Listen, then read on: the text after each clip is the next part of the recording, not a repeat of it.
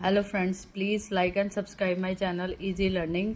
आज का जो हम टॉपिक करने जा रहे हैं वो है स्ट्रक्चर्ड इंग्लिश, जो कि स्ट्रक्चर टूल्स का लास्ट टूल है। तो आज स्ट्रक्चर्ड इंग्लिश, जैसे नाम से ही पता लग रहा है, स्ट्रक्चर्ड इंग्लिश। स्ट्रक्चर का मतलब होता है जो चीज़ ऑर्गेनाइज होती है उसको बोलते हैं स्ट्रक्चर्ड। जो एक ऑर्डर में चलती है उसको बोलते हैं स्ट्रक्चर्ड। सो स्ट्रक्चर्ड इंग्लिश ये हो गया जब भी हम किसी प्रॉब्लम को किसी ऑर्डर में रिप्रेजेंट करेंगे बट उसमें हम इंग्लिश के सेंटेंसेस यूज करेंगे, सो उसको बोलते हैं structured English. So structured English में हम इंग्लिश के सेंटेंसेस यूज कर रहे हैं but to represent logic of a problem. किसी भी प्रॉब्लम का लॉजिक बताने के लिए सिस्टमेटिक ऑर्डर में जब हम इस चीज़ को लिखेंगे वो हमारी हो जाती है स्ट्रक्चर्ड इंग्लिश। ठीक है। सो स्ट्रक्चर्ड इंग्लिश में हमने जो भी सेंटेंसेस यूज़ करने हैं वो होंगे कंसाइज में, मतलब उनको बहुत लेंथी नहीं लिखेंगे। सेंटेंसेस क्लियर होने चाहिए और शॉर्ट में होने चाहिए। कुछ वर्ड्स में ही उनका मीनिंग क्या हो जाए, क्लियर हो जाए।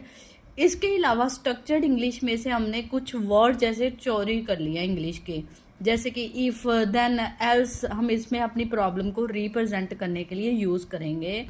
सो स्ट्रक्चर्ड इंग्लिश में क्या है, प्रॉब्लम रिप्रेजेंट हो रही है, साथ में साथ उसके क्या बता रहे हैं, एक्शन बता रहे हैं। सो इस तरह से ये मेरी क्या होगी स्ट्रक्चर्ड इंग्लिश। किस में, सिस्टम एनालिसिस एंड डिज़ाइन में। ये भी एक सिंपल टूल है किसी भी प्रॉब्लम को रिप्रेजेंट करने के लिए। ये जो जर्नल यूज़र है उसको पढ़ के ये समझ आ सकता है प्रॉब्लम क्या है और उसके लिए क्या सोल्यूशन करना है। सो ये होगी हमारी स्ट्रक्चर्ड इंग्लिश। इसको हम एक एग्जांपल से करेंगे। जो मेरी पिछली एग्जांपल है उसको ही थोड़ा समराइज शॉर्ट वे में स्ट्रक्चर्ड इंग्लिश की हेल्प से दिखाने की कोशिश की है। जैसे कि if order is from regular customer, अगर तो ऑर्डर मेरा रेगुलर कस्टमर है से है। इफ ऑर्डर इज 15,000, तो ऑर्डर जो है वो 15,000 का है, तब उसको हम डिस्काउंट क्या देंगे, 25%। एल्स ऑर्डर क्या आ जाएगा, अगर एल्स ऑर्डर इज ऑफ 10,000 और लेस देन, इसमें एक वर्ड आ जाएगा और less than that. So discount is 50% और नो डिस्काउंट। इसमें हमने, आप देखो, इंग्लिश के वर्ड्स यूज किए हैं, लाइंस यूज किए हैं, पर इसके साथ हम इफ, एल्स, देन, सो, कुछ वर्ड्स इंग्लिश के ज़्यादा यूज कर रहे हैं। सो जो भी लाइन शुरू होगी इसके कुछ ना रूल्स होते हैं स्ट्रक्चर्ड इंग्लिश के। पहली बात तो ये है, जो स्टार्टिंग है इसको हमने कैपिटलाइज लिखना है इन वर्ड्स को, स्टार्टिंग वाली लाइन को कैपिटलाइज। इंटेंटेशन बहुत ज़रूरी है। इसमें थोड़ी सी इंटेंटेशन मैंने थोड़ी स्किप कर दी है। इंटेंटेशन होती है जैसे इफ़ के नीचे इफ़ आएगा, इस एल्स के नीचे इसका एल्स आएगा, मतलब एक फॉर्मेट सा बनाना होता है जिससे प्रॉब्लम को समझना, अंडरस्टैंड करना क्या हो जाता है, ईजी हो जाता है। जैसे if order is from regular customer, if order is from non regular customer, ये साथ साथ चलेंगे।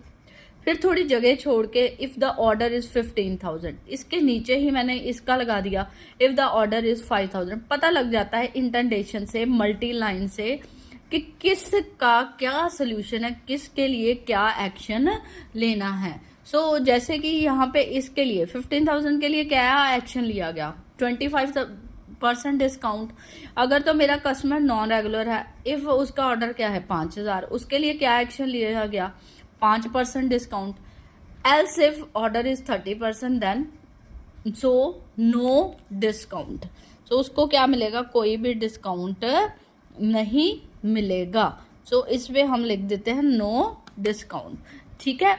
सो ये हमारी हो गई है स्ट्रक्चर्ड इंग्लिश, जिसमें हमने इंग्लिश के लाइंस यूज करके अपनी प्रॉब्लम को क्या किया, रिप्रेजेंट किया। इसको समझना, इसको अंडरस्टैंड करना इजी है। प्रोग्रामर इसको देके उसके हिसाब से अपनी इफ एल्स लूप लगा के, कंडीशनल लूप्स लगा के अपना प्रोग्राम इजीली क्या कर सकता है, तैयार कर सकता है। सो ये इसका फ़ायदा है। बट चलो हम फिर भी इसके एडवांटेजेस पढ़ते हैं। एडवांटेज क्या है, पहली बात तो ये क्या है, इजी टू अंडरस्टैंड है। जैसे मैं पढ़ रही हूँ समझ आ रहा है कि अगर रेगुलर कस्टमर उसका 15,000 है तो उसको डिस्काउंट क्या मिलेगा, 25%, अगर वो उसका ऑर्डर 10,000 है तो उसको डिस्काउंट क्या मिलेगा, 15%। मतलब इजीली समझ आ रहा है। सो इसकी सेकंड है, it is a part of structured English. मतलब इसमें क्या है, स्ट्रक्चर बना रहे हैं हम, मल्टी इंटेंडेशन कर रहे हैं, मल्टीपल लाइंस को इंटेंडेशन कर रहे हैं, फॉर्मेटिंग कर रहे हैं उसकी प्रॉपर। सो इसलिए ये क्या है, स्ट्रक्चर्ड इंग्लिश है। इसके बाद कोई भी अगर लॉजिक रिप्रेजेंट करना है उसकी हिरार्की बनाएंगे। हिरार्की में मैंने जैसे अभी बताया कि प्रॉपर फॉर्मेटिंग करनी क्या है, ज़रूरी है। तो इसको लिखना भी आसान है। नेक्स्ट, इसको अपडेशन इज इजी। अपडेशन क्या है, अपडेशन मतलब चेंजेस करना, इसको मेंटेन करना भी क्या है, इजी है स्ट्रक्चर्ड इंग्लिश को। जैसे 25% से मैंने 35% डिस्काउंट करना है, सो 25 की जगह 35 कर देंगे। सो इसकी अपडेशंस भी क्या है, इजी हैं। सो ये तो हो गया हमारा स्ट्रक्चर्ड इंग्लिश के एडवांटेजेस। इसके कुछ डिसएडवांटेजेस भी है। डिसएडवांटेज क्या है, जो भी सेंटेंस लेंगे उस पर पैराग्राफ नहीं लिख देना। जो भी लाइंस लिखोगे वो क्या होनी चाहिए, कंसाइज, समराइज्ड वे में। 4-5 लाइन पढ़ते ही उसका मीनिंग क्या आ जाए, समझ आ जाए। ठीक है। सो कंसाइज और क्लियर मीनिंग होना चाहिए। उसके बाद not good for all type of problem. Structured English सभी टाइप की प्रॉब्लम के लिए वर्क नहीं करेगा। जहाँ पे हमारे पास लूप्स आ जाती हैं, जैसे कि ट्री अब सा बन जाता है, उन प्रॉब्लम्स के लिए स्ट्रक्चर्ड इंग्लिश क्या है, गुड है। सो नेक्स्ट आ जाता है इसकी disadvantage, not good for complex problem. जहाँ पे मेरी प्रॉब्लम लेंथी हो जाती हैं, ज़्यादा कंडीशंस आ जाती हैं।